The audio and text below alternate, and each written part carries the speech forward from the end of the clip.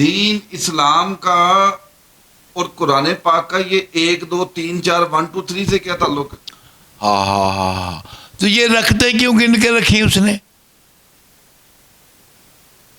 جی تو دین ہے، نماز تو نماز ہے، کیوں کہا 2 سجدے کرنے ہیں؟ اب جو فرض ہے وہ آپ خود دیکھ لیجئے گا، آپ بخوبی جانتے ہیں.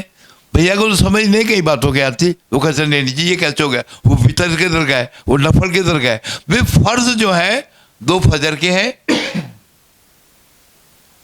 4 ظہر کے ہیں، 4 عصر کے ہیں، اب 3 مغرب کے ہیں. مغرب کے اسی طرح 3 ہیں جیسے سورہ کوثر کی 3 آیتیں ہیں. قرآن میں ہوا نا موجود، جس پہ قرآن دلیل قائم کرتے وہ اکمل ہوتا ہے.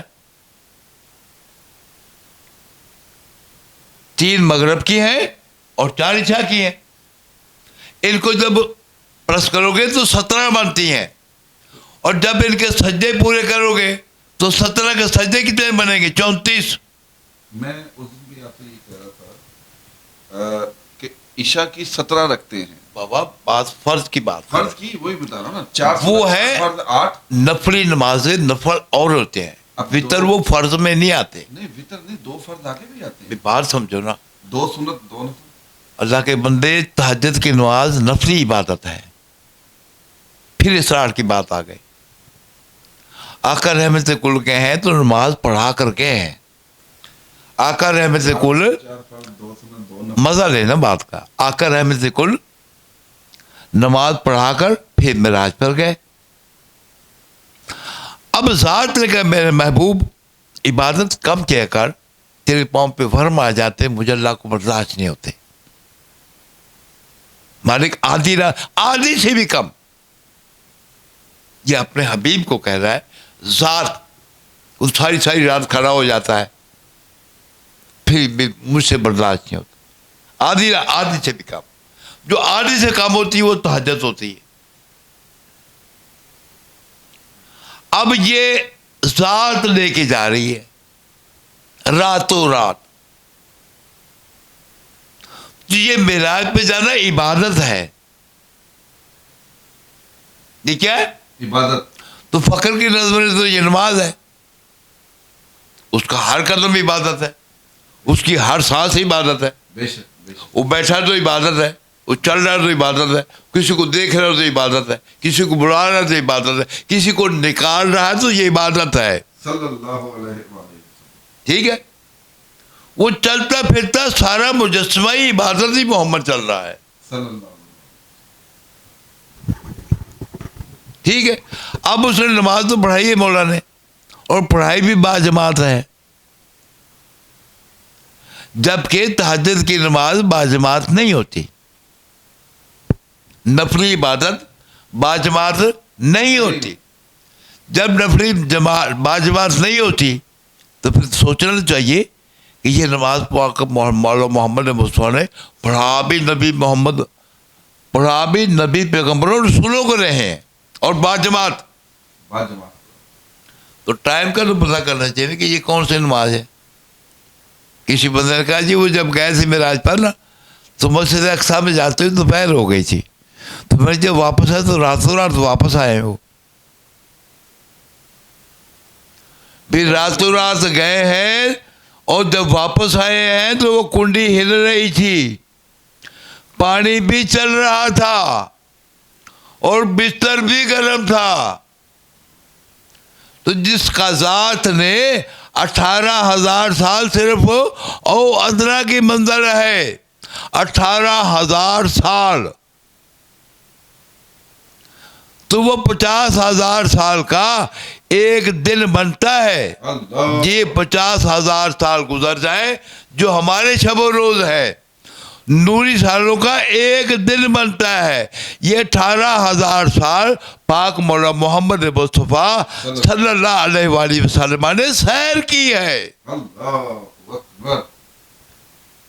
اور جو تحفے میں اولاد کثیر دی ہے، کمال ہے جملے. اب یہ پہلی معراج پر کوثر آئی ہے. انا اعطیناک الکوثر. اللہ کہتا میں نے اولاد کثیر عطا کی. اب کثیر اولاد جو یہ 10 بندوں کو نہیں کہتے, ہے نا. اب وہ جملہ میں روکا ہے, پھر وہی لانے لگا ہوں کہ علی سید ہے یا امتی ہے. اب پھر جملہ دینے لگا ہوں. آپ کے یہ روزمرہ کی روٹین ہے. کوئی بندہ شادی شدہ ہوتا ہے, قدرت خدا کی, اللہ اس سے اولاد نہیں دیتا, وہ 5 سال 10 سال انتظار کرتے ہیں. پھر کسی فقیر, کسی سید کے پاس جاتے ہیں, مرشد کے, اور جا کے کہتے ہیں کہ سخی یہ مسئلہ ہے, بے اولاد جا رہا ہوں, تو آپ کریمی کیجئے گا. اب وہ کیا کہتا ہے, وہ کہتا ہے لے لے لیا اگلے سال ہی. اگلے سال کہتا ہے اگلے سال لے لے لیا مالک تو. اب اس نے مان سے کہہ دیا, اگلے سال مالک نے اسے صاحب اولاد کر دیا. وہ جو 10 سال یا 5 سال یا 20 سال بے اولاد رہا, اب مرشد سے کہنے سے وہ فقیر یا سید درویش کہتا ہے تو دے دیتا ہے.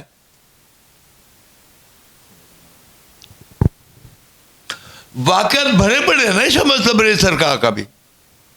کیا واقعہ ہوا تھا شاہ احمد صبریز کا؟ کہ مولانا روم بیٹھے ہوئے, مولانا روم ایک سرکاری ہے مفتی, فتویٰ جاری ہے. مولانا روم بیٹھے ہوئے, ادھر سرکار گزرے, انہوں نے پوچھا کہ یہ کیا ہے, تو مولانا روم نے کہا کہ یہ وہ ہے جو تیرے پاس نہیں ہے. وہ آخر علی کا بیٹا تھا, اس نے اٹھایا صاحب کو تالاب میں پھینک دیا. کیا پھینکا؟ کتابیں. اب وہ قلمی نسخے تھے, پریس تو نہیں تھا اس وقت, تو سر کو پکڑ کے بیٹھ گیا کہ ہوں سرکاری مفتی, یہ قلمی نسخے لکھے ہوئے ہیں, تو یہ کیا کروں. انہوں نے دیکھا اس کی طرف, چونکہ جو سید ہوتی ہے اس میں ظلم نہیں ہوتا. یہ ولایت کی نشانی ہے. جہاں ظلم ہوتا ہے وہاں ولایت نہیں ہوتی. جہاں ظلم ہوتا ہے وہاں ولایت نہیں, جہاں ولایت ہے وہاں ظلم نہیں ہے. یہ دونوں علیحدہ علیحدہ کاستے ہیں.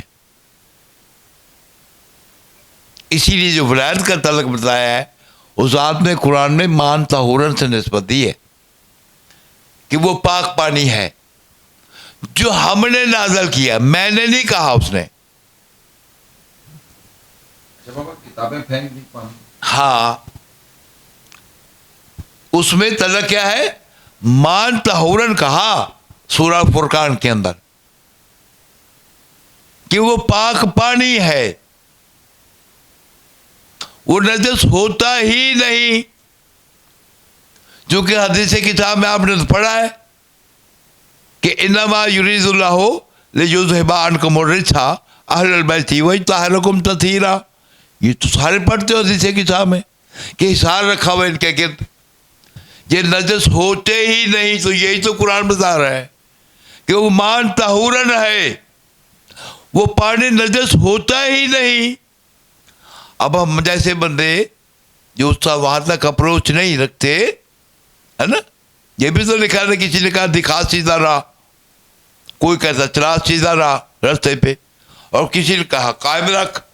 اب تینوں ہی امت محمد مصطفیٰ میں سے ہے, لیکن اپنے اپنے اوج کے مطابق ہوتی ہے. معرفت ہر ایک کے پاس اس کے اوج کے مطابق ہوتی ہے.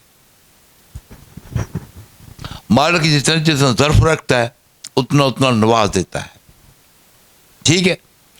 اب اس دلیل کے مطابق چونکہ درود کا عدد 16 آتا ہے, تو 16 کے عدد کی تعلق ڈائریکٹ کعبہ سے ہے. تو کعبہ میں اللہ کی کائنات میں علی کے سوا آیا ہے کوئی نہیں, ابھی طالب کے بیٹے کے سوا, اور کسی بطول کو یہ اجازت ہی نہیں ملی. جناب میں مریم کا کلمہ اللہ بیٹے کی ماں ہے, عیسیٰ پیدا تو نہیں ہوئے. جو بات بیچ میں رہ گئی نہیں ادھر آتے ہیں. مولانا روم نے کتابیں پھینک دی پھر وہ کتابیں پھینک دی تو مولانا روم صاحب کو پکڑ کے بیٹھ گئے. اس نے کیا ہوا؟ اس نے میری ساری زندگی کی پونجی ہاں، تو نے بزرگوں کو ویسا تو نے پانی پھینک دی. تو کہا بس یہی تھا. اب اسی تالاب میں سے علی کے بیٹے نے یوں پکڑا ہے, جھاڑ کے باہر نکالی, گرد بھی نکلی کتابوں میں سے, خوشک تالاب میں سے خوشک کتابیں نکال کر اس کو اسی طرح لوٹا دی. تو اس نے کہا یہ کیا ہے؟ اس نے یہ وہ جو تیرے پاس نہیں ہے. اب یہ علم کیا تھا جو پانی میں سے سوکھی نکال دی؟ تو یہ وراثت ہے سادات کی, مالک نے ان کو نوازا ہوا ہے. لیکن دعا یہ ہے کہ مالک ہمیں توفیق دے, ہم اس آنکھ سے دیکھ سکیں.